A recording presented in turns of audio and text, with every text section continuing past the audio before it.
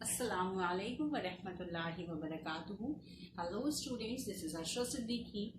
How are you all? I do hope you all are well. Alhamdulillah.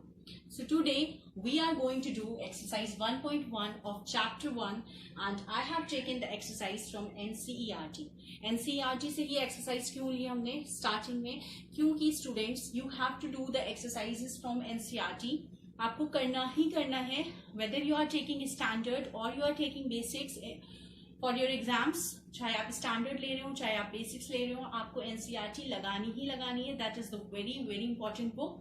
तो हम लोग NCERT से सारी एक्सरसाइजेस करेंगे, उसके साथ साथ दूसरी बुक से भी करेंगे इंशाल्लाह. तो स्टार्ट करते हैं. तो हमारी एनसीईआरटी का पहला क्वेश्चन है use Euclid's division algorithm to find HCF. हमने आपको यूक्लिड्स डिवीजन एल्गोरिथम बताया है क्या होता है. अगर आपने मेरी इससे पहले की वीडियो पार्ट 2 नहीं देखी है तो प्लीज जाके आप देख लीजिए उसे, आपको अच्छे से समझ में आ जाएगा कि यूक्लिड डिवीजन एल्गोरिथम क्या होता है. यहाँ पे हम छोटे से रिवाइज करा देते हैं कि ये एक लेमा था जो कि ये बोल रहा था कि कोई भी नंबर है उसको हम लिख सकते हैं BQ+R के फॉर्म में. मतलब कोई भी नंबर है उसको हम इस फॉर्म में लिख सकते हैं. और हमने आपको बताया था कि ये कुछ नहीं है, ये सिर्फ एक हम कह सकते हैं कि एक रीस्टेटमेंट है. कौन से स्टेटमेंट का? Dividend is equal to divisor into quotient plus remainder. ये एक डिवीजन एल्गोरिथम आप लोगों ने पढ़ा है बचपन में, हम सब ने पढ़ा है. इस डिवीजन एल्गोरिथम का ही एक रीस्टेटमेंट ये है. और आपको पता है कि यहाँ पे ये जो रिमाइंडर होता है वो डिवाइजर से हमेशा छोटा होता है. तो यहाँ पे कंडीशन भी वही है कि ये जो रिमाइंडर होगा that will be less than divisor and it will be greater than और इक्वल टू 0. आपको पता है कि रिमाइंडर या तो 0 होता है या 0 से बड़ा होता है. इट मीन्स पॉजिटिव होता है, रिमाइंडर कभी भी निगेटिव नहीं होता है. तो कोई भी नंबर हम इस फॉर्म में ला सकते हैं. उसके बाद हमने आपको बताया था कि स्टेप बाय स्टेप हम लोग इसी फॉर्म में लिखते हैं और जहां पे रिमाइंडर 0 आ जाता है वहां का जो डिवाइजर होता है, जैसे कि हमने एक नंबर लिखा 25 इज इक्वल टू 25 नहीं क्योंकि दोनों 5 इंटू 5 हो जाएगा. सपोज हमने लिखा 10 is equal to 2 into 5 plus 0. तो देखिए 2 इंटू 5, सपोज ये 2 इज द डिवीजर, तो this will be the HCF. ये हमने बताया था कि हम लोग लॉन्ग डिवीजन मेथड से एचसीएफ निकालते हैं और उसके बाद स्टेप बाय स्टेप ये लिखते हैं. और उसके बाद जिस स्टेप के रिमाइंडर 0 मिल जाता है हमको, उसका डिवाइजर जो होता है उसका डिवाइजर जो होता है दैट इज द एचसीएफ. ठीक है. तो यहाँ पे भी हम लोग ऐसे ही करेंगे, लॉन्ग डिवीजन मेथड से एचसीएफ निकालेंगे और उसके बाद सेम स्टेप्स फॉलो करेंगे. ओके. तो देखिए 135 एंड 225 दिया हुआ है. तो सबसे पहले हम लोग क्या करेंगे, साइड में लॉन्ग डिवीजन मेथड से हम लोग क्या करेंगे, एचसीएफ निकाल लेंगे. That will be easy. अगर आपको डायरेक्ट करना है तो आप डायरेक्ट ये वाले मेथड से कर सकते हैं. देखिए आप डायरेक्ट बिल्कुल कर सकते हैं, डायरेक्ट ये वाला मेथड नहीं कर सकते क्योंकि अगर आपने ये वाला मेथड किया और ये मेथड नहीं किया, मतलब a is equal to BQ+R नहीं किया, तो आपको कोई भी मार्क्स नहीं मिलेगा. तो आप ये स्किप कर सकते हैं, इधर वाला मेथड नहीं स्किप कर सकते हैं, मगर ये इजी पड़ता है इधर वाले स्टेप्स लिखने के लिए. ओके. तो ये हो गया 225 और ये हो गया 135. अब देखिए ये 1 टाइम्स जाएगा, तो दिस इज 135. अब इसको माइनस करेंगे, 5 में से 5 जाएंगे 0, 12 में से 3 जाएंगे 9, 90. अब हम क्या करते हैं, हमने आपको बताया था कि इसका डिवाइजर उठा के इसके डिविडेंड में लिख देते हैं. तो दिस इज 135. फिर से देखिए 92 से 180 हो जाता है, तो फिर से ये 1 से ही जाएगा. तो this is 95. 13 minus 9 will be 45. अब क्या करेंगे, ये वाला रिमाइंडर जो बचता है उसको उठा के डिविडेंड में लिख देते हैं. तो डिविडेंड में लिख दिए, तो 2 जा 90 और ये कैंसिल हो गया. तो देखिए हमें यहाँ पे 3 डिविजन्स मिले. एक डिवीजन ये, फिर दूसरा डिवीजन ये और फिर तीसरा डिवीजन ये. ठीक. तो यही तीनों डिवीजन हम लोग इस फॉर्म में लिख देते हैं, dividend is equal to divisor into quotient plus remainder. तो पहला वाला लिखेंगे तो डिविडेंड देखिए 225 है, तो 225 is equal to divisor 135 into quotient 1 plus remainder 90. Then अब की यहाँ पे डिविडेंड 135 हो गया, तो 135 is equal to divisor 90 into 1 plus 45. Again 90 is equal to 45 into 2 plus 0. अब देखिए यहाँ पे कौन से डिवाइजर के लिए, ये डिवाइजर था 45. कौन से डिवाइजर के लिए रिमाइंडर 0 आया? 45 के लिए रिमाइंडर 0 आया, तो यहाँ पे हम कहेंगे HCF ऑफ, ब्रैकेट में इसको लिखते हैं, लिखने का तरीका होता है 135, 225 दैट इज इक्वल टू 45। तो इस तरीके से अगर दो नंबर का डिवीजन दिया हो, इस डिवीजन यूक्लिड्स एल्गोरिथम से हमको करना हो, तो हम इस तरीके से करते हैं। इसके ऊपर बस एक चीज लिख देते हैं that A is equal to BQ plus R, और R वाली जो कंडीशन है वो ये इसलिए लिख देते हैं ताकि एग्जामिनर को पता रहे कि yes we know the what is the lemma and then we are solving it. Okay, now come to exercise. So question number 2 हमारा था show that any positive odd integer is of the form 6q plus 1, 6q plus 3 or 6q plus 5 where q is some positive integer। तो आपको ये show करना है कि कोई भी पॉजिटिव ऑड इंटीजर ले लेंगे हम तो इस फॉर्म में आ जाएगा। इस फॉर्म में आने का क्या मतलब कि q की, देखिए q कोई भी पॉजिटिव इंटीजर है। आपकी बुक में जो क्वेश्चन है एनसीईआरटी में वहां पे पॉजिटिव नहीं लिखा हुआ है, ध्यान रखिएगा। तो पॉजिटिव यहाँ पे होना चाहिए, क्योंकि पॉजिटिव नहीं, अगर q कोई भी इंटीजर है तो जरूरी नहीं कि हमें पॉजिटिव मिले। यहाँ पे पॉजिटिव है तो यहाँ पे भी पॉजिटिव होगा, ठीक है। तो इसलिए कंफ्यूज मत होइएगा इसके लिए। खैर, तो हम यहाँ पे देखिए इसका मतलब क्या है, 6q प्लस 1, 6q प्लस 3। तो इसका ये मतलब होता है स्टूडेंट्स की आप q कोई भी इंटीजर, कोई भी पॉजिटिव इंटीजर ले लीजिए, ये जो मिलेगा ये हमेशा 6q प्लस 1 या 6q प्लस 3 या 6q प्लस 5 ये हमेशा ऑड पॉजिटिव इंटीजर ही मिलेगा। जैसे कि सपोज हम q को 5 ले लें इस वाले में, ठीक, तो 6q 6 5 से 30, 30 प्लस 3 33, देखिए ऑड पॉजिटिव इंटीजर हमें मिल गया। इसमें हम q 4 ले लें, 6 4 से 24, 24 और प्लस 5 29, तो देखिए 29 इज ऑल्सो ऑड। तो इस तरीके से हमें ये शो करना है, मगर अब हमें यहाँ पे ये शो करना है। ओके, एक चीज और ध्यान में रखिएगा कि यहाँ पे q और यहाँ पे q दोनों अलग हो सकता है, ठीक है।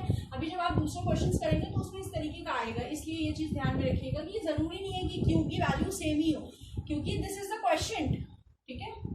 This is the question. Question का क्या मतलब कि डिवाइजर की टेबल में वो कितनी बार में आ रहा है, तो कितनी बार में आ रहा है दैट कैन चेंज। ओके, तो खैर let's come to the topic. तो अगर इस तरीके का आपको क्वेश्चन आता है that show that any positive odd integers of the form, तो इसमें आप सबसे पहले देखते हैं कि नंबर क्या लिखा हुआ है। नंबर लिखा हुआ है 6q प्लस 1, और हमारा जो लेमा है वो क्या है, a is equal to bq plus r where 0 is less than equal to 0 is less than equal to r is less than b। ये है हमारा लेमा, ठीक है। देखिए where a is any number, और यहाँ पे हमें शो भी क्या करना है, एनी पॉजिटिव ऑड इंटीजर। इसका मतलब कि हमें इस फॉर्म में लेके आना है इसको। अब देखिए यहाँ पे bq लिखा हुआ है, ठीक है, bq और यहाँ पे 6q, इसका मतलब b की वैल्यू क्या लेनी है, वो 6 लेनी है। It means we need to take b as 6। तो हम मान लेते हैं let b is equal to 6। अब देखिए b अगर 6 है तो r की वैल्यू लिखिए, r क्या है, r is greater than equal to 0 and less than, b अगर 6 हो गया तो लेस देन 6। अब अगर r 0 से स्टार्ट होता है और c से छोटा है तो फिर r की वैल्यू क्या हो सकती है, r कैन बी 0 1 2 3 4 एंड 5। ये इक्वालिटी आपको, इनइक्वालिटी आपको समझ में आ गई ना। 0 is less than equal to r is less than 6, इसका मतलब 0 r जो होगा वो 0 के बराबर होगा या उससे बड़ा होगा, तो हमने 0 से स्टार्ट कर दिया, और 6 से छोटा होगा, 6 के बराबर नहीं हो सकता, तो 6 से छोटे तक नंबर ले लिया, और इंटीजर्स इसलिए हमने सिर्फ इंटीजर्स लिए, ठीक।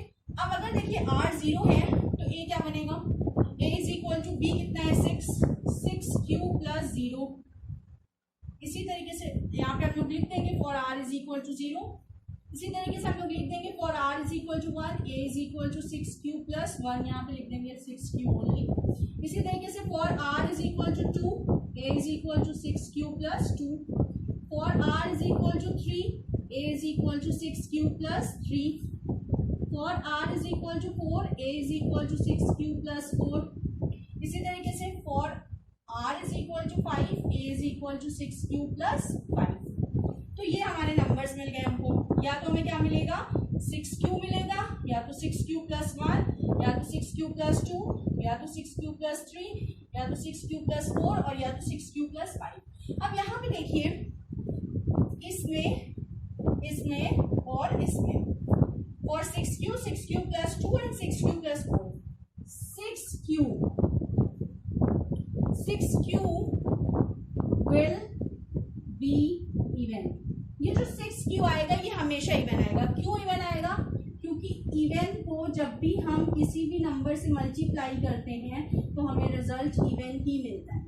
ठीक है, जब भी हम इवन को किसी भी नंबर से मल्टीप्लाई करते हैं तो हमें रिजल्ट इवन ही मिलता है। तो इसका मतलब कि 6 इवन हो गया और क्यू कोई भी इंटीजर। तो जब हम 6 से किसी को भी मल्टीप्लाई करेंगे तो ये हमें इवन ही मिलेगा। अब 6q + 2 ये तो इवन है ही है, ये भी इवन है, तो इवन प्लस इवन ये भी हमें इवन ही मिलता है, तो ये भी क्या होगा? इवन ही होगा। इसी तरीके से 6q + 4 ये इवन और ये भी इवन, तो ये भी क्या होगा? इवन ही होगा। तो ये तीनों तो हमें इवन मिल गया, बचे कौन से? ये और ये। तो हम कह सकते हैं hence any positive integer, positive और integer is of the type, किस टाइप के होंगे? 6q + 1, 6q + 3 और 6q + 5। अंडरस्टूड? अच्छे से समझ में आ गया आपको? तो come to question number 3। Okay students, तो question number 3, an army contingent of 616 members is to march behind an army band of 32 members in a parade.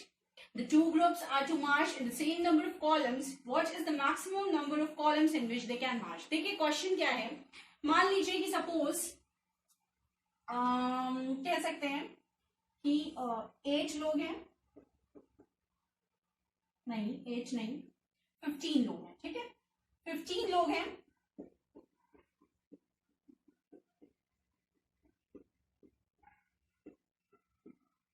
Suppose ऐसे मान लीजिए, सॉरी फॉर डिस्टर्बेंस।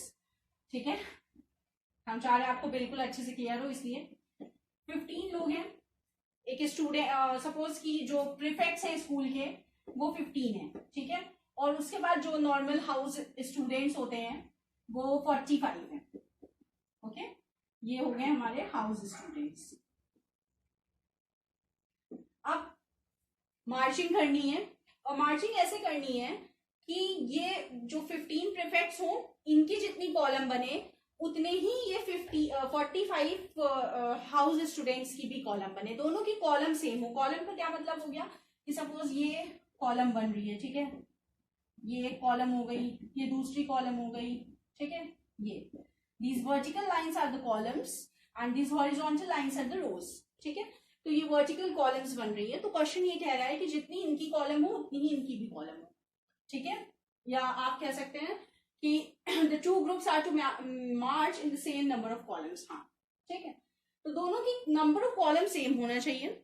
अब क्वेश्चन ये कह रहा है कि ये बताइए कि दोनों कॉलम में सेम नंबर ऑफ कॉलम्स तो सेम होनी चाहिए। अब ये बताइए कि इन वाली कॉलम में एक कॉलम में कितने लोग होंगे और इस वाली में एक कॉलम में कितने लोग होंगे। जैसे कि सपोज 100 स्टूडेंट्स 100 हैं और 50 हैं।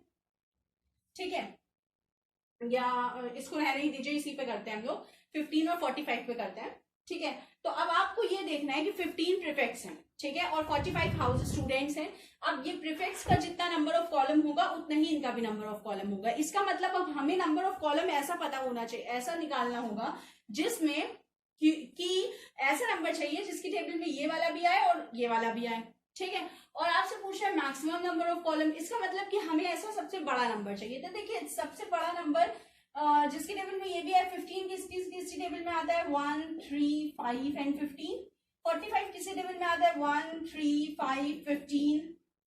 उसके बाद 15 3 जा 45। हाँ, तो 15 3 जा एंड 5 1 जा 5 9 जा 45। तो ये 9 टेबल में भी आता है 9, 15 एंड 45। ठीक है, तो देखिए सबसे हाईएस्ट कौन सा मिला हमको? 15 मिला। इसका मतलब कि हम लोग कितनी रोज कितने कॉलम्स बनाएंगे? 15 कॉलम्स बनाएंगे। इसमें अगर हमने 15 कॉलम्स बनाया तो इसका मतलब एक कॉलम में सिर्फ एक बच्चा होगा। ठीक है, इस तरीके से 15 कॉलम्स बनेंगे। और इसी तरीके से ये हाउस स्टूडेंट्स, इनके भी हमें 15 कॉलम ही चाहिए टिल 15। मगर इसमें एक कॉलम में एक स्टूडेंट होगा नहीं, क्योंकि 45 है तो एक कॉलम में कितने स्टूडेंट्स होंगे? 3।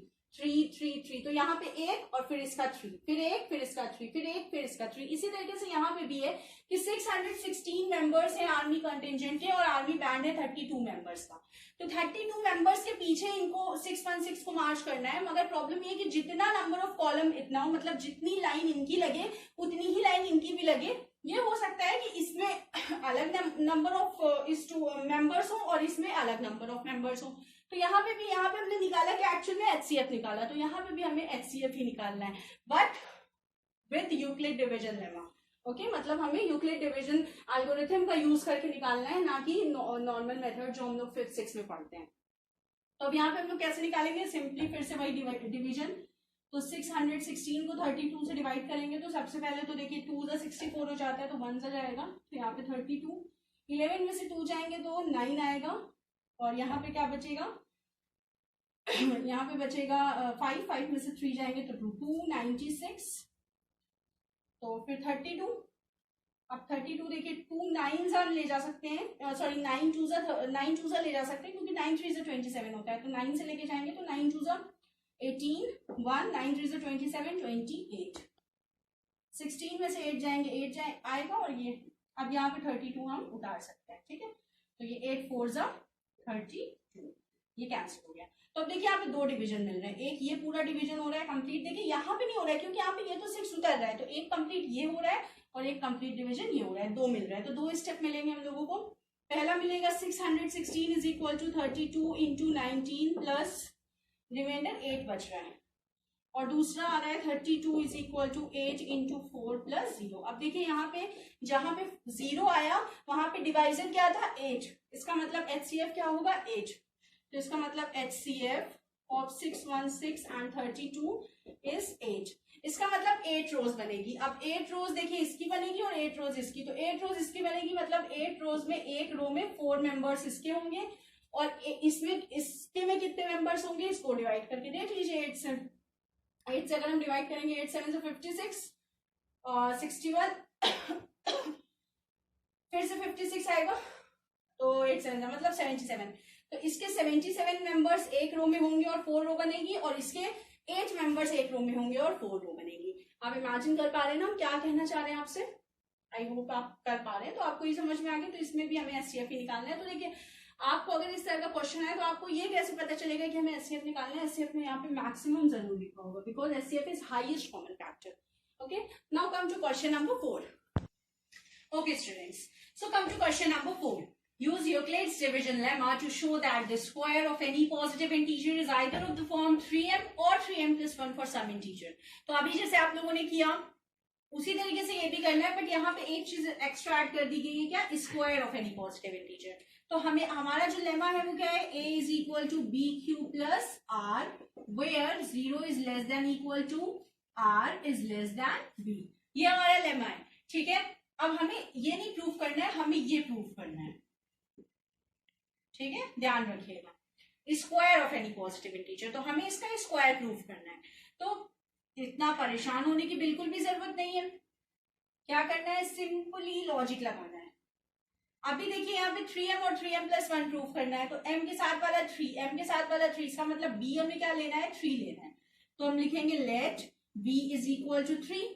अब देखिए अगर b 3 है तो अगेन r क्या हो जाएगा, r देखिए 0 से बड़ा होना चाहिए, it mean 0 is greater than equal to r is less than 3। तो अब 0 से बड़ा है या 0 के बराबर भी हो सकता है, और 3 से छोटा है, तो क्या हो सकता है, r should be r can be 0 1 2, ठीक। अब अगेन वही चीज होगी कि for r is equal to 0, अगर r 0 है तो a कितना हो जाएगा 3q।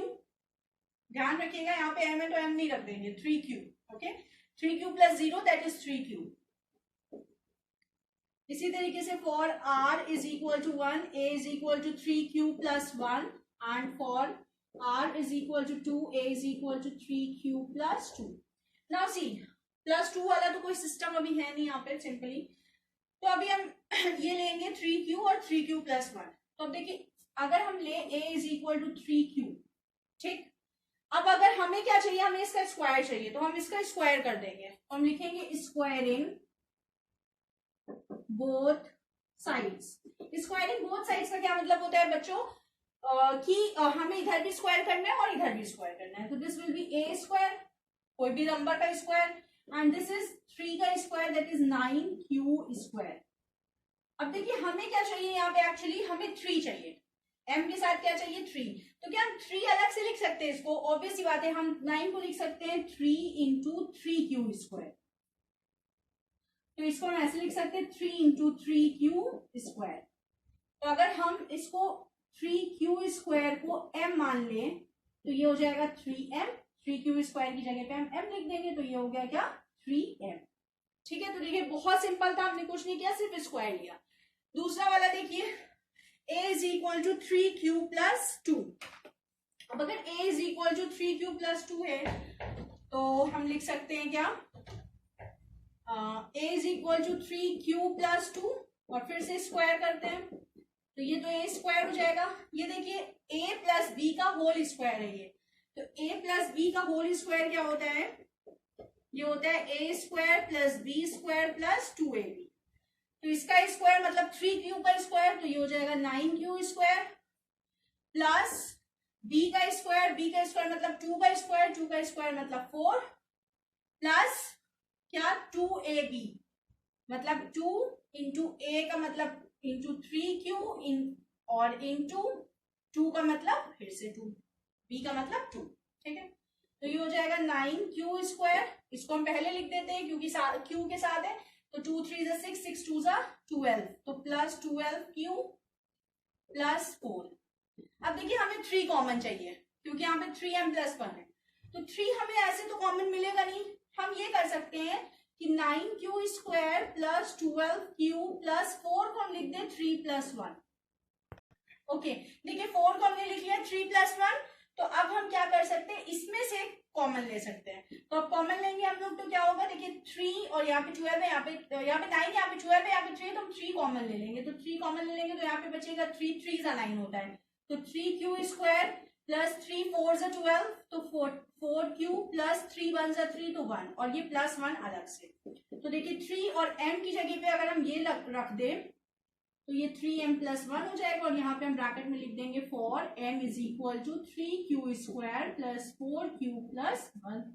ओके, अब बहुत से बच्चों के माइंड में क्वेश्चन आ रहा होगा कि यहाँ पे m की वैल्यू कुछ और है और यहाँ पे m की वैल्यू कुछ और है, ऐसा कैसे कर सकते हैं, तो देखिए m is not but the quotient, and quotient का मतलब कि किसी नंबर की टेबल कितनी बार पढ़ने पे वो नंबर आ रहा है, तो इतनी बार पढ़ने पे आ रहा हो चाहे उतनी बार पढ़ने पे आ रहा हो, इट मींस कि m की वैल्यू दोनों जगह पे चेंज हो सकती है, no issue in that.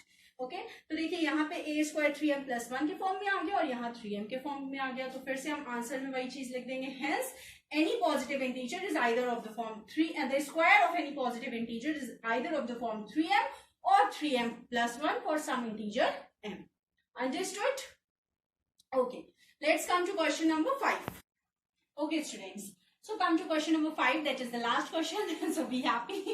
Okay, so the fifth question is what, use Euclid's division lemma to show that the cube of any positive integer, तो देखिए अभी स्क्वायर था क्यूब आ गया, तो अब यहाँ पे वहां पे स्क्वायर का फॉर्मूला लगाया था हम लोगों ने, यहाँ पे क्यूब का लगाएंगे, नो इशू। अब यहाँ पे वहां पे 3m था, यहाँ पे 9m आ गया, तो आप ये सोच रहे होंगे कि वहां पे हम लोगों ने b की वैल्यू 3 ली थी, यहाँ पे b की वैल्यू 9 लेंगे, तो नो डाउट आप b की वैल्यू 9 लेके करेंगे तो आपका आंसर आएगा, बट हम यहाँ पे 3 लेंगे। अब ये आपको बताना है कि हमने यहाँ पे 3 क्यों लिया, ठीक है, तो 3 लेके हम सॉल्व करते हैं और हम आपको दिखाते भी हैं कि आंसर आता है, कैसे आता है, और उसके बाद हम इस टॉपिक पे बात करेंगे फिर से। ओके, तो देखिए यहाँ पे हम क्या लेंगे, b को 3, let b is equal to 3, ठीक, b को हमने 3 लिया तो r अगेन क्या हो जाएगा, r विल बी, हम फिर से लिख दे रहे हैं, r क्या होता है, 0 is less then greater, 0 is less than equal to r is less than b, a is equal to b q plus r, तो यहाँ पे r हो जाएगा 0 1 और 2, ठीक है, ये हो जाएगा। अब देखिए अगर b 3 है तो let r is equal to 0, तो अगर जब r 0 होगा तो a क्या हो जाएगा 3q plus 0, that is 3q only, for r is equal to, for यहाँ पे होगा, लेट नहीं होगा, r is equal to 1, a is equal to 3q plus 1 and r is equal to 2, a is equal to 3q plus 2। ये हो गया। अब देखिए हमें क्यूब लेना है, तो a is equal to 3 cube.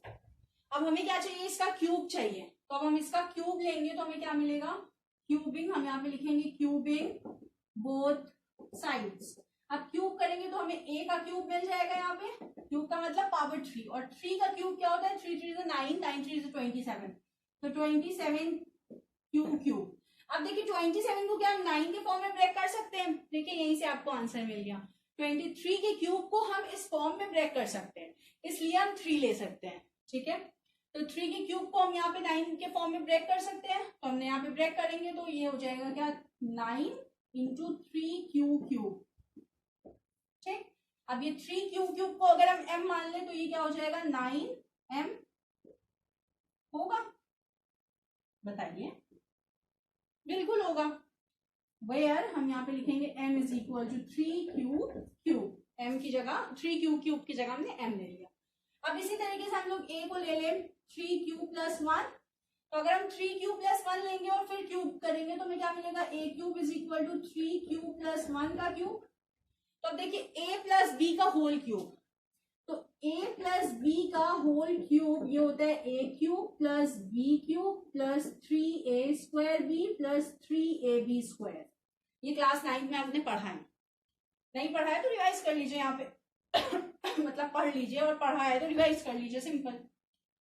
अब देखिए a का क्यूब मतलब इसका क्यूब, तो 3 का क्यूब क्या हो जाएगा, 3 3 से 9, 9 3 से 27, दैट इज 27 क्यूब, ठीक। प्लस b का क्यूब मतलब 1 का क्यूब, तो इसका मतलब प्लस 1, फिर प्लस 3 इंटू a स्क्वायर मतलब 3q का स्क्वायर इंटू b कितना है 1,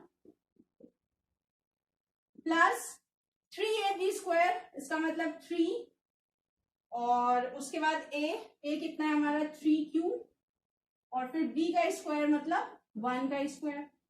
तो इसको सॉल्व करेंगे तो ये आएगा 27 क्यूब प्लस 1 प्लस 3 3 देखिए 3 का स्क्वायर 3 3 से 9 होगा, ठीक है, 9q स्क्वायर और इंटू 3, तो 9 3 से 27, तो हम लिख सकते हैं 27q स्क्वायर प्लस 3 3 से 9q।